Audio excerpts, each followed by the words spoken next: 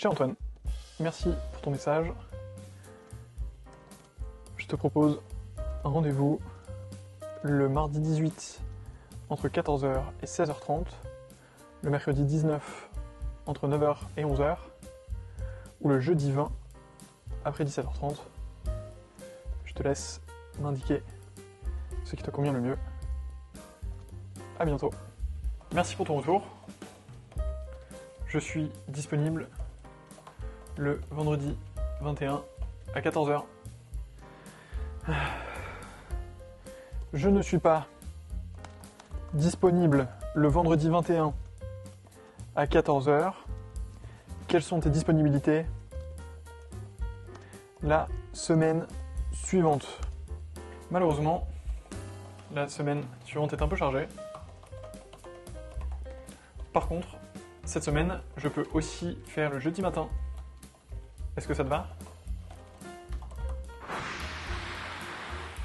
Impossible de mon côté. Est-ce qu'on peut s'appeler? No, God! Ça, c'était moi avant. Avant quoi? Avant que je n'utilise un outil qui permet à d'autres personnes de programmer un rendez-vous directement dans mon agenda. Plus particulièrement, j'utilise Calendly de mon côté, qui est selon moi le meilleur outil actuellement disponible, et il en existe plein d'autres, et je vous mettrai bien sûr les liens dans la description de cette vidéo. Quoi qu'il en soit, aujourd'hui on se concentre sur Calendly et sur l'utilisation que j'en ai, alors c'est parti. Concrètement, Calendly se présente de cette manière, vous allez pouvoir créer différents événements depuis votre dashboard et envoyer un lien directement à vos invités. Pour ça, vous avez juste à copier le lien et à l'envoyer par mail à la personne que vous souhaitez inviter, à la personne à qui vous souhaitez laisser la possibilité de réserver un créneau dans votre agenda. Concrètement, ce que la personne va recevoir, c'est une page qui ressemble à peu près à ça. Alors là, nous, on voit l'exemple de rendez-vous que je peux avoir avec des collectivités territoriales chez Phoenix Mobility. Quand une personne de chez eux confirme un intérêt pour notre entreprise et confirme que nous pouvons prendre rendez-vous ensemble, je lui envoie tout de suite mon Calendly. Et ensuite, il n'a plus qu'à sélectionner le créneau, le moment qui l'arrange le plus. Donc, par exemple, la semaine prochaine, si quelqu'un dans une collectivité souhaite prendre un rendez-vous avec moi, eh bien, il peut, par exemple, le 21 à midi ou midi 30. Bon, c'est assez restreint comme créneau. Le 24, il a 9h30 qui est encore disponible, etc., etc. Autrement dit, il n'a rien d'autre à faire si ce n'est sélectionner ce créneau. Par exemple, le jeudi 24, je confirme. Et là, il va pouvoir rentrer son nom, son email, ajouter quelques informations, confirmer l'événement, et ensuite c'est tout bon. L'événement s'affiche directement dans mon agenda, lui va recevoir tout de suite une invitation avec le lien de visioconférence, etc. Tout est géré pour moi, et moi je n'aurais eu qu'à envoyer un seul lien, pas d'échange de mails, de textes pour savoir quand est-ce que les uns et les autres sont disponibles. Là, ça se fait tout seul. Ce que je vous propose maintenant, c'est de découvrir un peu plus en profondeur l'outil Calendly et de voir à quoi ça ressemble. Alors, il y a différents niveaux chez Calendly. Moi, j'ai le niveau Essentials qui coûte 96$ par an. Je vous le recommande si vous voulez pouvoir créer plusieurs événements. Moi, c'est la fonctionnalité qui m'a le plus attiré. Le fait d'avoir différents événements. Donc, j'ai un événement pour le recrutement, un événement commercial pour des collectivités, un événement pour le podcast, un événement pour des réunions un peu plus random d'une quinzaine de minutes. Donc tous ces événements me permettent de ouvrir des disponibilités dans mon agenda à des moments qui correspondent vraiment à l'énergie que je peux avoir ou au temps que je consacre pour ce type de rendez-vous. Par exemple, les rendez-vous avec les collectivités, je les mets généralement tout début d'après-midi. Les rendez-vous pour le podcast, c'est sur la pause déjeuner, le soir ou tôt le matin pour éviter que ça empiète dans ma journée. Les entretiens de recrutement, c'est plutôt après 16h, etc. Et en ayant ces différents événements, je peux donner des disponibilités qui varient en fonction du type de rendez-vous que la personne en face de moi va prendre. Rentrons donc de manière concrète sur comment créer un événement. Alors tout simplement dans votre dashboard, vous pouvez créer un événement, alors type d'événement ou réunion ponctuelle. Réunion ponctuelle, ça veut dire que vous allez juste envoyer un lien à quelqu'un. Type d'événement, c'est plutôt un modèle régulier pour des meetings que vous calez souvent. Alors nous, on va créer un type d'événement. Alors, en privé ou en groupe, donc soit juste pour une personne, soit pour beaucoup de personnes. Là, on va imaginer que c'est un rendez-vous qu'avec une seule personne, et à cet événement, il faut lui donner un nom. Alors, on va pas l'appeler Antoine Déferré comme le suggère mon écran, mais on va l'appeler commentaire YouTube, par exemple. On va ajouter un lieu. Alors, sur ce lieu, on peut faire pas mal de choses. Réunion en privé à une adresse précise, un appel téléphonique, et ensuite, on a tous les outils d'intégration de vidéoconférence qui existent. Donc Google Meet, Zoom, Microsoft Teams, WebEx, GoToMeeting, etc., etc. On peut même mettre des détails personnalisés ou demander à l'invité de définir le lieu. De mon côté, j'utilise Google Meet, donc on va mettre Google Meet. Ensuite, description et instruction. On va imaginer donc que je fais un meeting d'une dizaine de minutes avec des personnes de ma chaîne YouTube pour recueillir leur feedback par exemple sur ce que je fais. Donc là, dans description et instruction, je peux tout simplement mettre ce pourquoi vous allez prendre rendez-vous. Donc là, on peut mettre merci de regarder mes vidéos. Tu peux me prendre 15 minutes pour échanger ensemble. Quand tu veux. À bientôt. Antoine.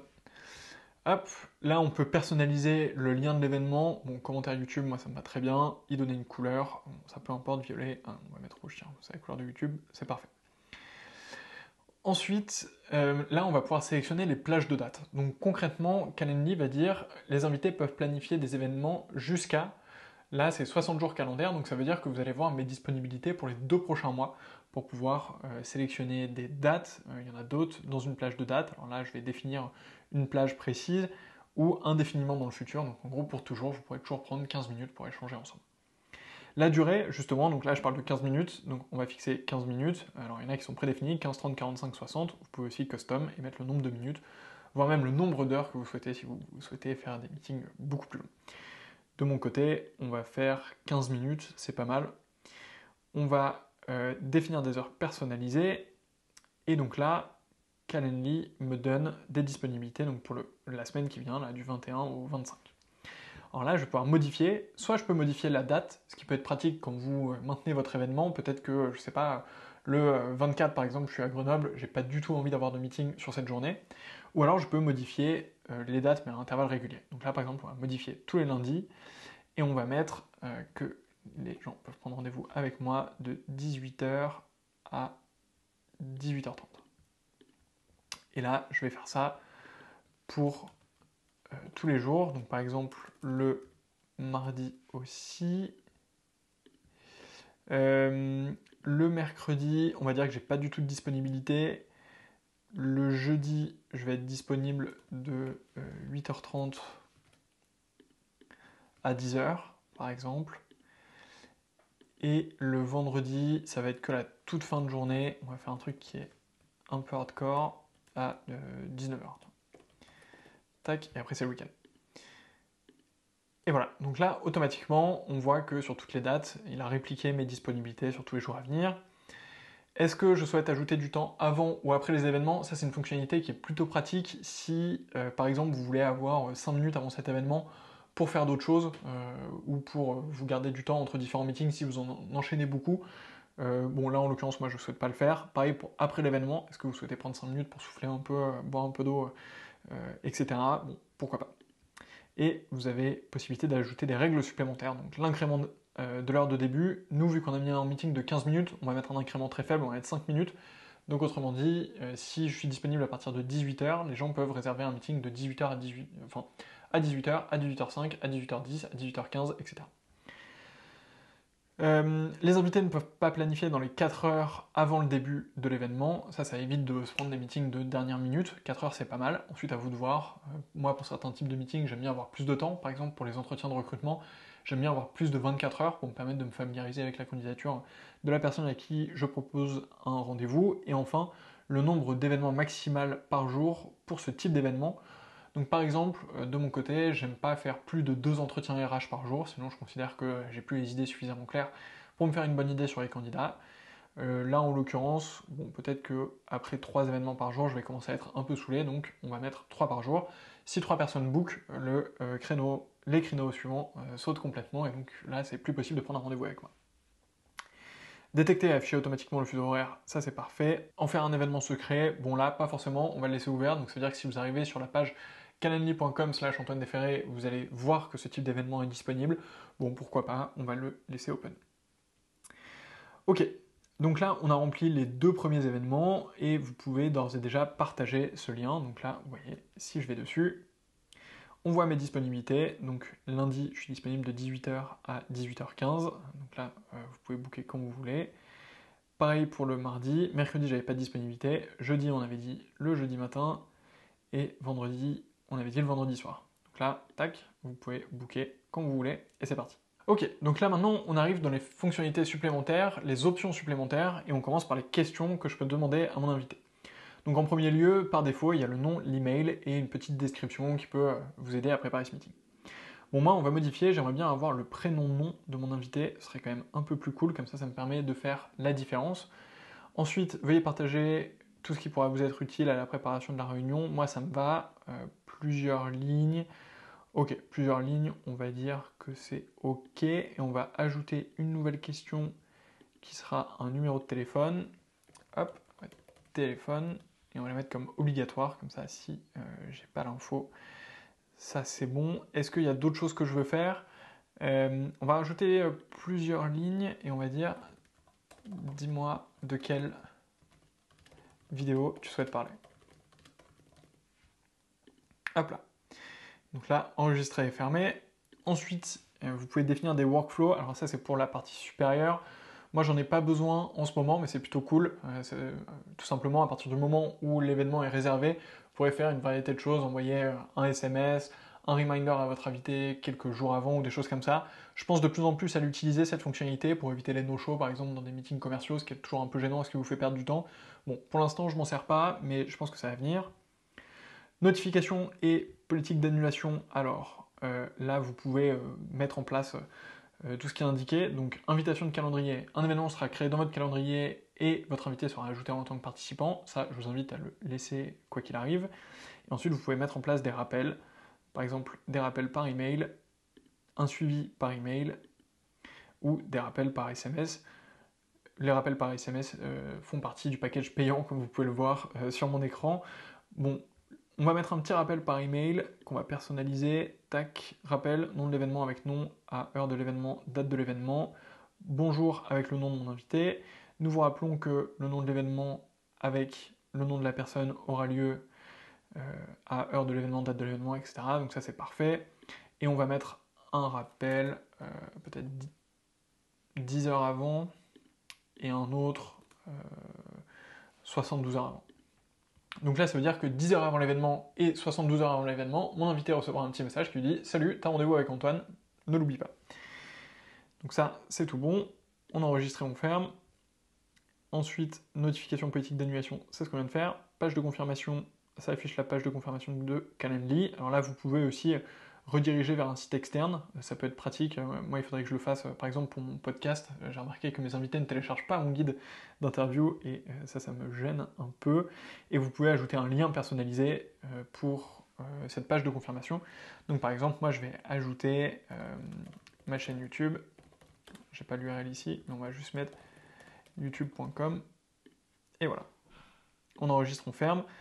Percevoir les paiements, alors on va pas vous faire payer pour prendre des meetings avec moi, mais si vous mettez à niveau sur la version supérieure de Calendly, vous pouvez directement prélever des paiements sur vos événements. Ça peut être plutôt cool si vous faites des coachings, des formations, du tutoring ou autre. En vrai, c'est plutôt cool de charger vos invités, qui seraient en l'occurrence vos clients, directement dans Calendly. C'est directement intégré, donc c'est plutôt fluide. Bon, moi, je vais pas faire payer. Là, c'est tout bon du coup, l'événement est créé, donc là, on va pouvoir voir la page en direct, et là, c'est good. Donc, on peut bloquer un événement quand on veut, on va dire le 25 à 18h, je confirme. Là, je peux entrer mon nom, mon prénom, mon nom, mon email, des informations utiles, mon numéro de téléphone, et dire de quelle vidéo je souhaite parler. Alors, je vais juste désactiver l'option numéro de téléphone pour pas avoir la rentrée ici. Tac, on va la mettre comme non obligatoire. On va la laisser on, non obligatoire. J'enregistre, je ferme. Je rafraîchis. Et là, c'est parti. Antoine Déferré, mon mail, et je vais pas remplir le reste. Je confirme l'événement. Et là, c'est bon. Commentaire YouTube de 18h à 18h15, le vendredi 25 février, en heure d'Europe centrale, avec les infos de visio que j'ai reçues directement par mail et le lien vers ma chaîne YouTube. Et voilà, c'est tout bon. Enfin, le dernier tips que je peux vous donner pour bien utiliser Calendly est d'éviter de laisser des disponibilités qui sont trop ouvertes dans la journée. C'est l'erreur de débutant qu'on fait, on pense qu'on met un Calendly et que c'est tout bon, les personnes avec lesquelles on va prendre des rendez-vous vont pouvoir se débrouiller, sauf que si vous laissez ouvertes vos disponibilités de 9h à 17h tous les jours, vous allez vous retrouver avec des meetings un peu n'importe quand, et potentiellement quand ça vous arrange pas. Ce que je vous recommande, c'est de définir des plages de 2-3 heures au moment vraiment auquel vous les souhaitez. pour permettre à vos invités de sélectionner la plage qui leur correspond, mais qui vous permet quand même de bien gérer vos meetings et de bien gérer vos temps de focus, etc. Et voilà, vous êtes maintenant des experts de Calendly. Je vous ai mis le lien en commentaire si vous souhaitez vous inscrire. Je vous recommande à titre perso de prendre la version payante. Elle est à 96 $ par mois, mais elle vous permet d'avoir plusieurs types d'événements. Et ça, pour moi, ça a été game changer. Quoi qu'il arrive, si vous ne pouvez pas prendre la version payante, démarrez déjà avec la version gratuite. Elle va vous permettre de faire pas mal de choses et sûrement d'accélérer, de gagner du temps, de gagner en productivité, et c'est l'objectif. De mon côté, je vous retrouve la semaine prochaine. En attendant, abonnez-vous à cette chaîne YouTube. Rejoignez-moi sur 4212, c'est 4212.fr. Vous pouvez vous inscrire à ma newsletter et je vous envoie chaque semaine un débrief de ma semaine, de comment est-ce que j'ai utilisé mon temps, est-ce que j'ai réussi à suivre mes habitudes. Je vous envoie le podcast que je publie, la vidéo que je publie et aussi tout ce qui m'a inspiré dans mes lectures, dans les films que j'ai vus, dans les podcasts que j'ai écoutés, etc. Bref, c'est tous les lundis, donc je vous retrouve la semaine prochaine dans cette newsletter. D'ici là, portez-vous bien. Salut!